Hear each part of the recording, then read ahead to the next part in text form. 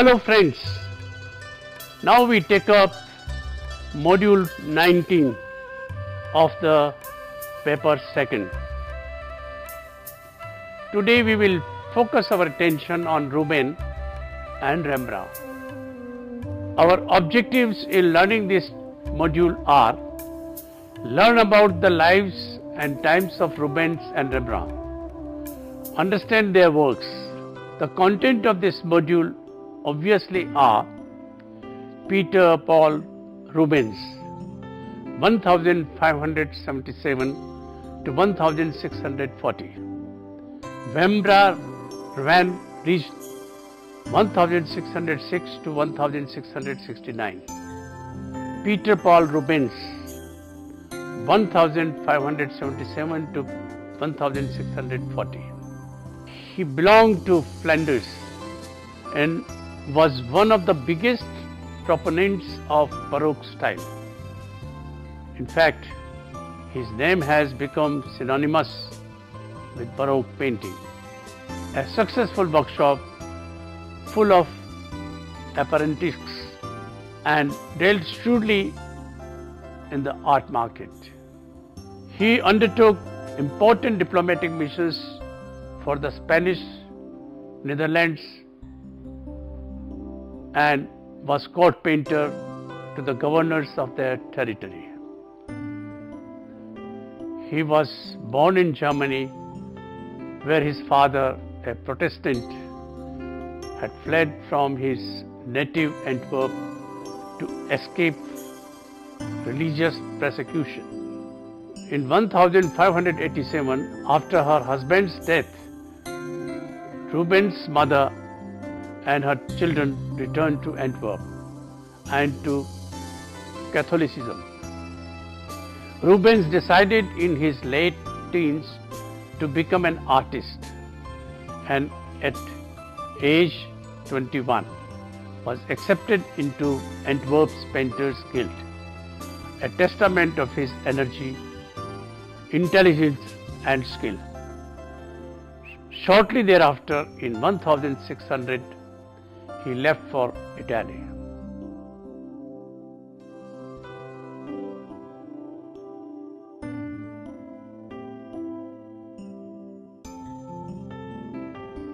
In Venice, his work came to the attention of the Duke of Mantua, who offered him a court post. His activities on behalf of the Duke over the next 8 years did much to prepare him for the rest of his long and successful career. The Duke had him copy famous paintings in collections all over Italy. To add to the ducal collection, he traveled for the Duke all over Europe, across Spain, Florence, Rome, et al., and under diplomatic missions, and produced some very great paintings. After his mother died in Antwerp, he never went back to the Venice and became the court painter to Archduke Albert and Isabella. In late 1620s, Rubens spent several months at the Spanish court at the Philip IV, where he influenced Velázquez. Antwerp in South Netherlands was under the influence of Christian Spain. While money was not an issue, patrons wanted paintings from Christian religion and mythology. His paintings, altarpieces, portraits, landscapes, and history paintings of mythological and allegorical subjects were a reflection of those times. The painting is still Mannerist in composition, but its robustness, self-confidence, and optimism are the qualities that make it very Baroque. A self-confident couple looks out to engage viewers directly, and the rich detail of their lavish costumes is described with meticulous precision. As they are shown joining right hands in a territorial gesture of marriage. Directly after his return from Italy, the 32-year-old Rubens married the 18-year-old Isabelle Brandt. The double portrait, which broke new ground in the portrait painting, was purportedly done shortly thereafter. Rubens did not, however, give up using traditional symbolism. Honeysuckle was a well-known symbol for faithfulness, and hands laid over one another have symbolized matrimony since ancient times. However, these references are integrated into his snapshot like scene in which the middle class contentedness, substantial affluence and strong affection are expressed. The painting here was the first major commission in Antwerp, a large canvas triptych for the main altar of the Church of St. Walpurga. The most interesting part is that for the first time, 3 different pieces are joined together in a contiguous narrative. On the left, Mary and St. John in blue, and other onlookers with various reactions. Look at the mother and child, largely concerning itself with counter-reformation ideas. The sharp diagonal of Jesus and the cross draws the viewer formally and emotionally into the picture. Jesus looking at the heaven is a sharp contrast to the physical activity of the pulling and pushing of the cross. Look at the muscular figures struggling, depicted so cleverly in the painting. A touch of realism is introduced in the dog barking excitedly at the lower left. On the right are the soldiers on the horse and the thieves, again in a diagonal fashion. One thing that has not been highlighted about Rubens is that he has painted some amazing landscapes. The painting below is done for his own pleasure and is a view of the Hattstein estate near Antwerp, which he had acquired in 1635. Set in an early morning autumn landscape, he had initially intended a much smaller painting focusing on the house, using 3 small oak planks, probably spares from his studio. As the concept developed, 17 more panels were added. The view is to the north and it is morning. The rising sun lights up the front of the house and the cart that leaves for market, while a huntsman in the foreground stalks partridges.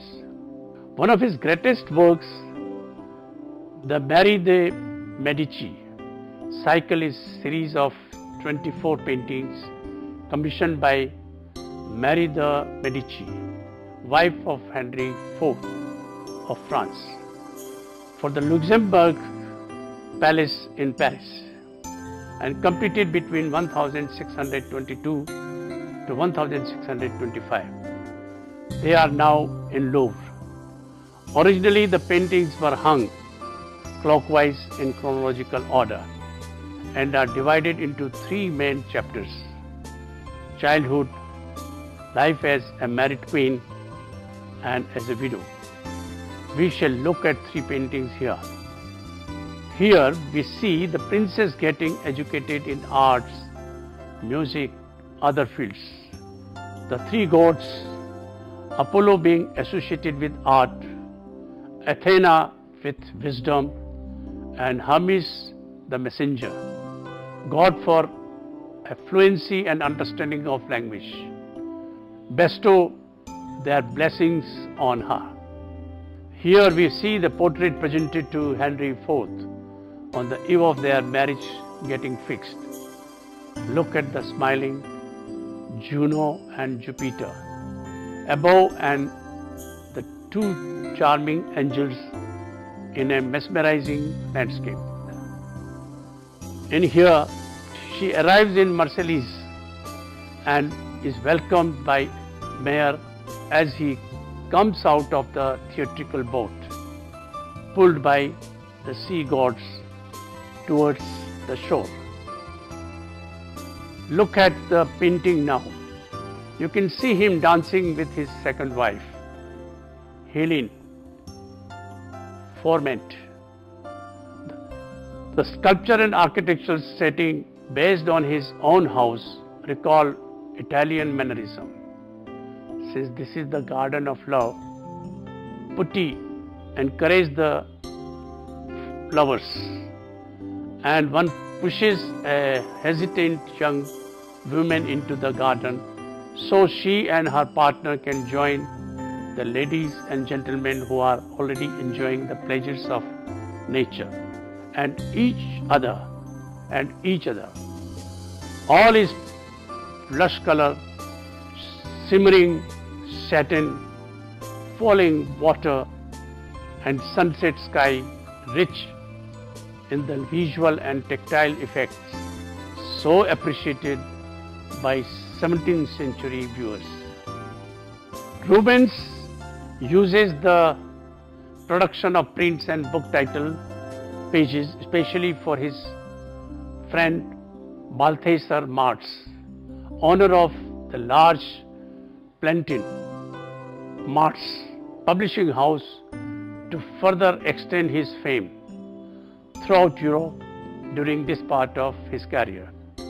With the exception of a couple of brilliant etchings, he only produced drawings for these himself, leaving the printmaking to specialists such as Lucas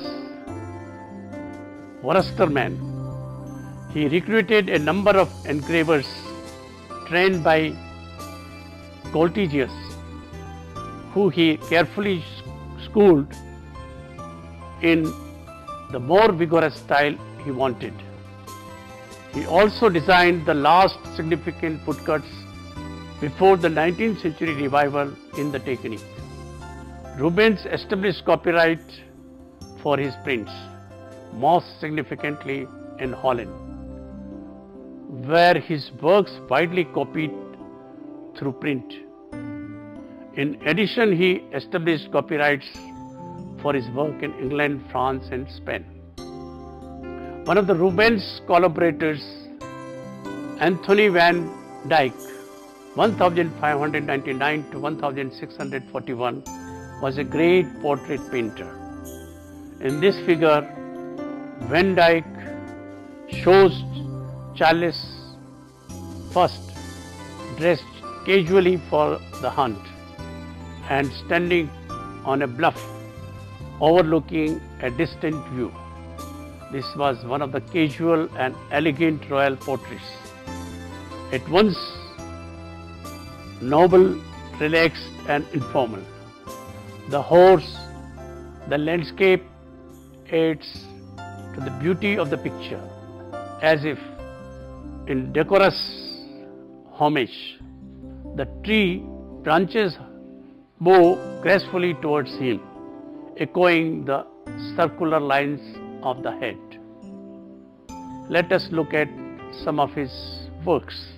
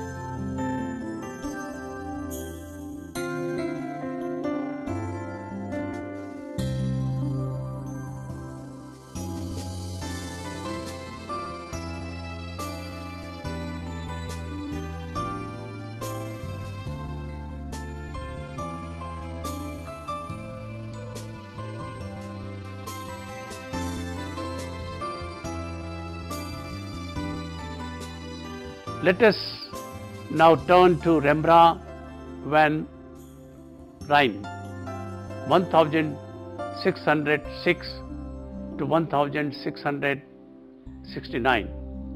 Rembrandt has a unique place in the history of European art because he united in his spirit a dramatic and psychological imagination of Shakespearean intensity and an equally great plastic imagination. Unlike Rubens, Rembrandt worked largely for Protestant patrons. However, he ran his own commercial enterprise as free as possible from the influence of patronage, preferring that his works be valued as Rembrandt's rather than as products of contractual agreement. With this attitude, Rembrandt virtually invented the modern art market. One of the 9 children born in Leiden to a miller and his wife, Rembrandt studied under Pieter Lasman, the principal painter in Amsterdam at that time, from whom he absorbed an interest in naturalism, drama, and tenebrism championed by Caravaggio. In contrast to his successful public career, however, Rembrandt's family life was marked by misfortune. Between 1635 and 1641, Saskia gave birth to 4 children, but only the last, Titus, survived.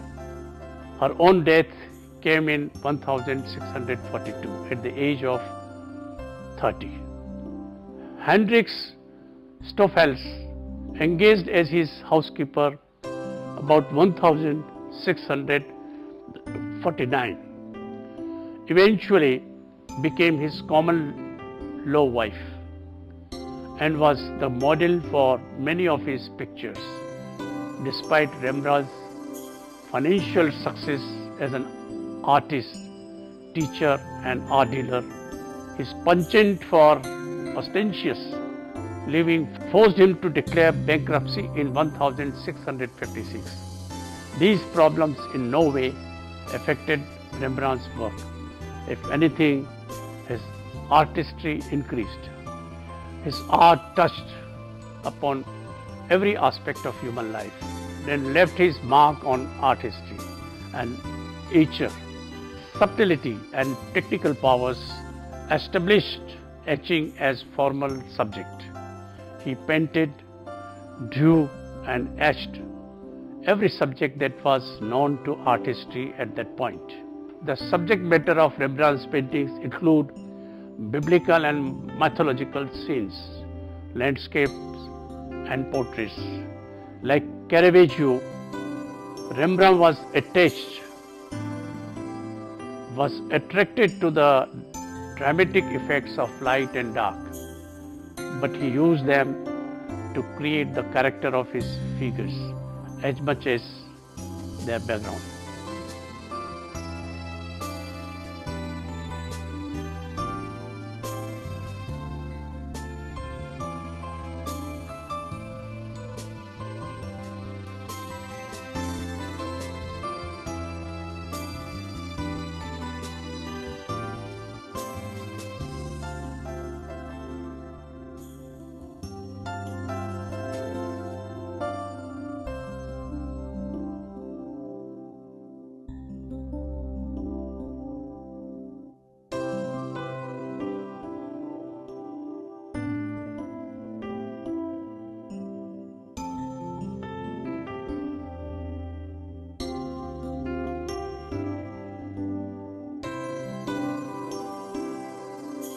His portraits convince us equally to exterior appearances and their interior lives, thoughts, emotions.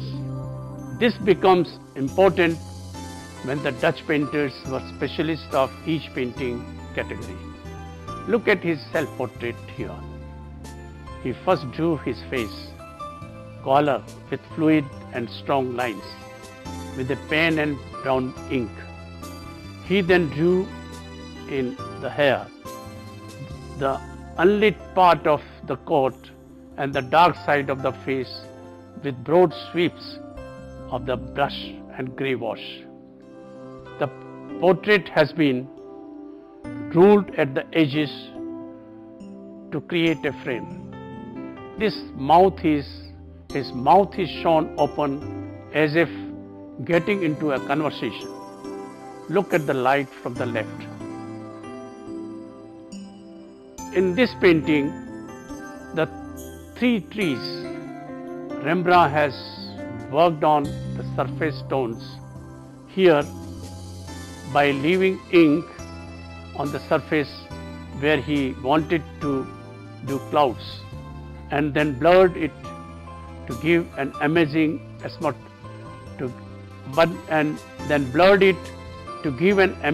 atmospheric effect.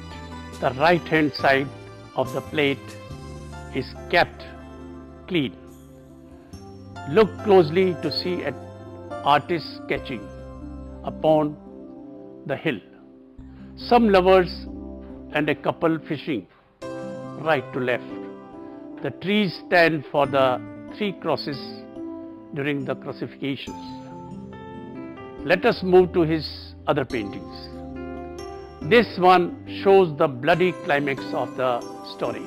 Samson has been overwhelmed by one of the Philistines who has the biblical hero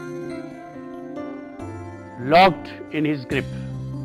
Samson's right hand is being fettered by another soldier, and the third is plunging a sword into his eyes, from which blood rushes forth. His whole frame writhes convulsively with sudden pain. The warrior standing in front, silhouetted against the light in the haughtiest manner, has his halberd ready to plunge into Samson if he manages to free himself before the hideous deed is done. Delilah, with a look of terror mixed with triumph, is a masterful characterization seen in a half-hash. As she rushes to the opening of the tent, here the chiaroscuro adds an element of mystery and pictorial, as well as the spiritual excitement. The whole scale of light, from the deepest shadows to an intense bright light pouring into the tent, has gained the power and gradations over the works of later period. The scene could not have been represented with more dreadful accents, and Rembrandt may have finished it with the triumphant feeling of having surpassed Rubens' dramatic effect.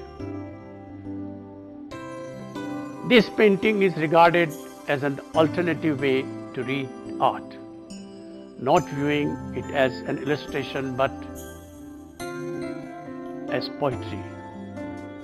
The composition is dominated by the diagonal body of Jesus and cross, and the arch seems to have pulled it up together. All the lights coming on Jesus make him supernatural. Overseeing the studio scene is a white turbaned commander who also resembles self-portraits by Rembrandt. Positioned behind the crucifixion scene, he seems to both look out of the painting and observe the action, an important thing that all artists did during those times. The painting here is one of his classic masterpieces. It depicts a militia company led by Captain Banning Cook, leaving Amsterdam, demonstrating the value of arms and preparedness. By the way, the time it was painted, it was not night. Using the chiaroscuro method, light and dark play an important role in the drama of a painting. The two men striding into foreground form a diagonal link between the observer and the company. The captain extends his left hand as if to invite us into the scene. The city walls, pierced by an imaginary arc in the background, reminded viewers that the Dutch had overthrown their Spanish conquerors and were now a free people. While the officers stride purposefully forward, the rest of the men and several mischievous children mill about. Look at the young girl in the left middle ground, carrying a chicken with prominent claws. The facial features are defined by gradations of light and dark. Each figure appears to be a portrait. By 1661, several personal tragedies. Rembrandt is an older and sadder figure, as seen in the painting below. He is no longer the prosperous bourgeois artist, confident of his future,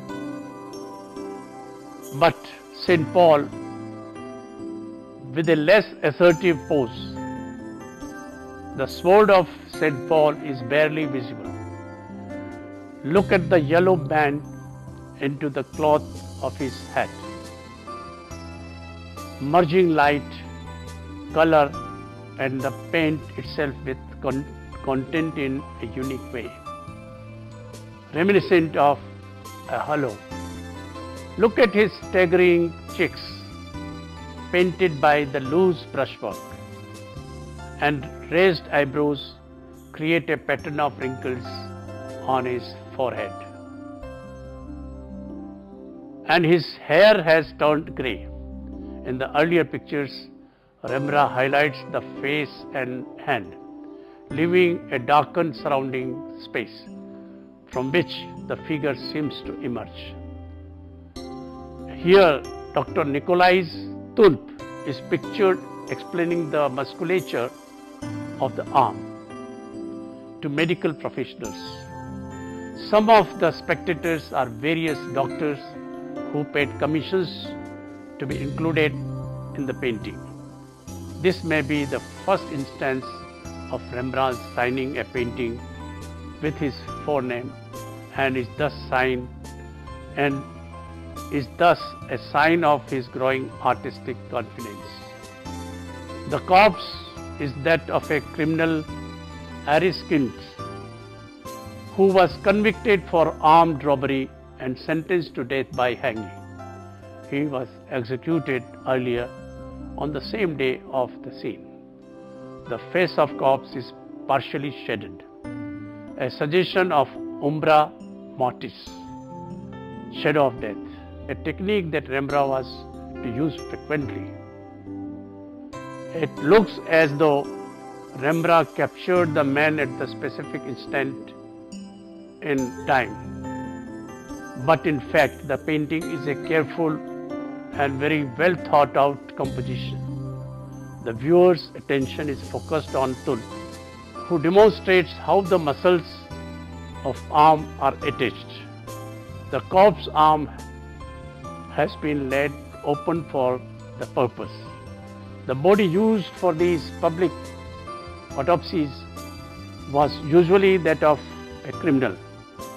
In this case, Adrian Hatkint. The names of the men portrayed in the picture are listed on the piece of paper held by The Man at the Back. This is largest painting that Rembrandt ever made.